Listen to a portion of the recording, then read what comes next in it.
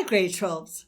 We're back again today and we're going to look at some more of the theory affecting companies. So let's have a look. There are different types of companies, and I mentioned that in the previous lesson, and we are going to look at the public company. And for our school purposes, we are only going to be considering public companies. You may be asked a difference between a private company and a public company, but other than that, we are just dealing with public companies in grade 12.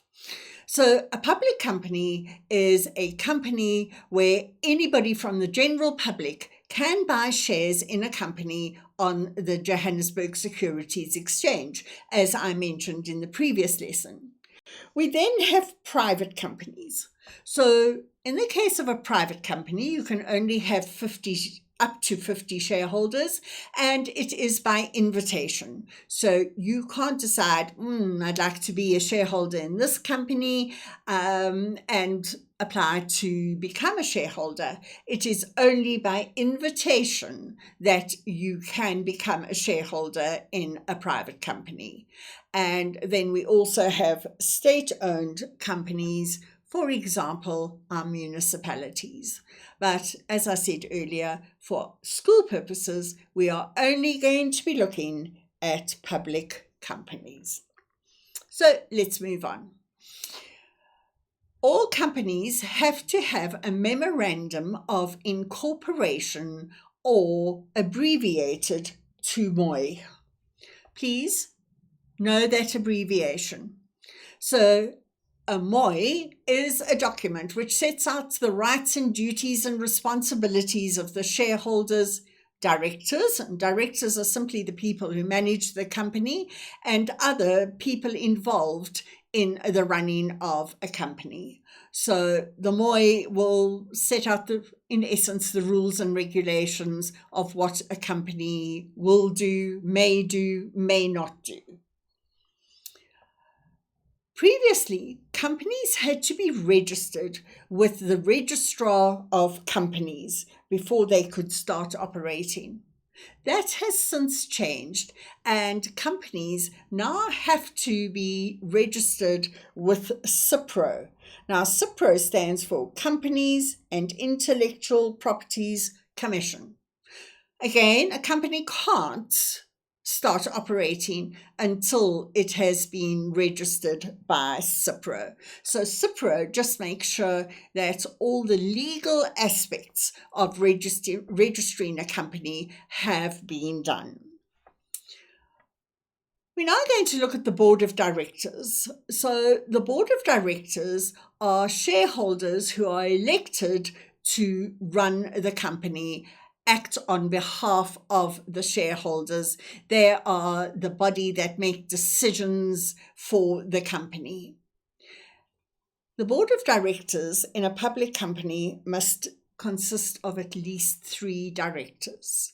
We get executive directors who are involved in the day-to-day running of the company. So that will be your CEO.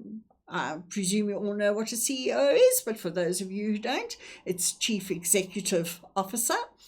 And the CEO heads the board of directors and the company, and he will ultimately, with the directors, make decisions in the best interest of the company. And then we have non-executive directors, and they are independent and they also play a role, but they're not the executive, so they will be slightly lower. But the executive directors will look to the non-executive directors for their strategies, performance. Is a certain department or the company sustainable? Should they go off in another direction? Employment, equity, etc. The board of directors are given fiduciary rights.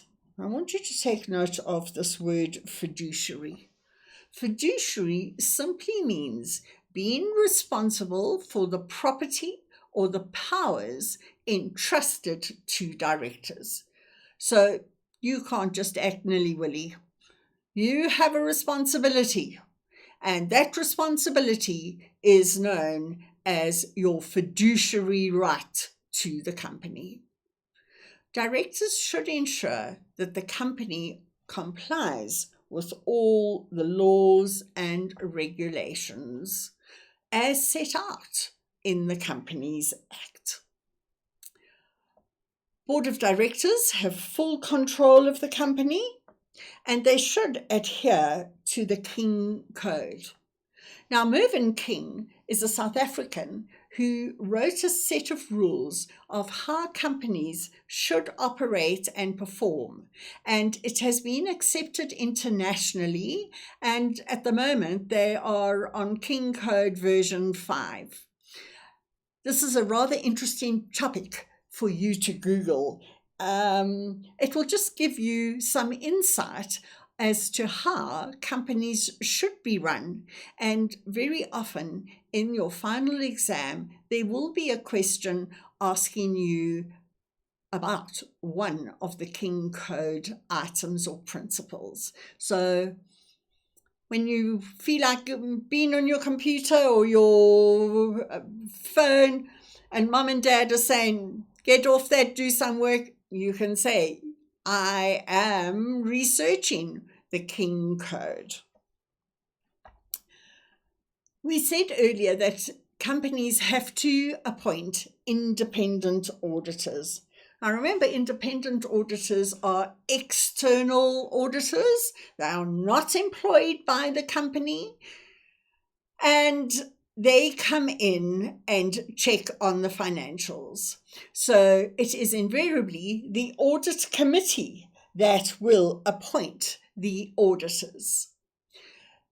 Your senior auditor is on a 5-year rotation basis.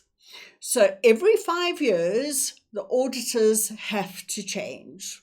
Now, I'm sure you can work out why, so that they cannot be sucked into the incorrect ways of doing things, maybe hiding some of the money into little corruption items.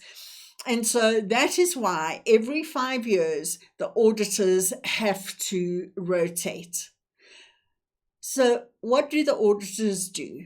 They express an opinion on their findings of the financial statements. There are 3 opinions which an auditor will give on the company's financials. Firstly, it is an unqualified report. So an unqualified report simply means that no irregularities were found in the samples tested.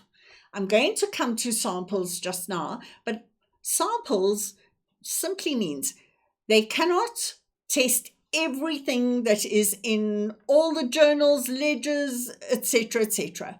And so they will only look at certain items. For example, a sample could be taken on the petty cash or on the creditors or the debtors, and that will be stated. So please remember that your external auditors do not audit everything, where your internal auditors would be expected to audit all the financials. The next type of opinion we can get is a qualified opinion. And this states that irregularities were found in the samples tested. So for example, I mentioned petty cash just now. Possibly when the auditors looked at the petty cash system, they found that there was no documentation to support the petty cash journal. And that would be an irregularity, because how can the auditors test that the amounts recorded in the petty cash journal are actually correct if there are no petty cash vouchers or cash register rolls to support the amounts in the petty cash? And then thirdly, we can get the disclaimer or the adverse report. And this is just where the auditors found so many irregularities that they do not want to issue a report or an opinion of what they found.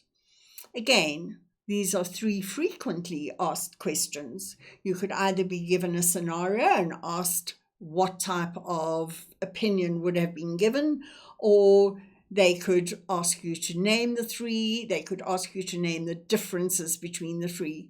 Please mark this as an FAQ, frequently asked question. So here I come back to sample testing. So not everything is audited, simply from a time and a cost perspective, because your external auditors will charge the company on a time basis for their services. Pages audited will be mentioned in the audit report. So auditors are only responsible for the pages stated in the audit report. And so every audit report will state that they audited from page 200 to page 280, and they are only responsible for that. Should there have been an irregularity on page 96, well, it didn't fall into their report, and therefore they're not responsible for that. An audit report will consist of 3 paragraphs. Okay, and so what do the 3 paragraphs include? First of all, the first paragraph states the responsibilities of the auditor and that of the directors. So it will certainly state that. Then the second paragraph states that the reporting standards such as GAAP and IFRS, you remember what GAAP stands for? Generally Accepted Accounting Practice, and IFRS, International Financial Reporting Standards. Remember, these are worldwide standards that are used, and that the auditors have applied the reporting standards of GAAP and IFRS. And the third paragraph contains the auditor's report, in which they will give their opinion, which is either qualified, unqualified, or a disclaimer report. For homework, I'd like you to study these basic concepts that regulate companies. Quite a number of theory questions can come from today's lesson as well as the previous lesson. See you next time. Bye now.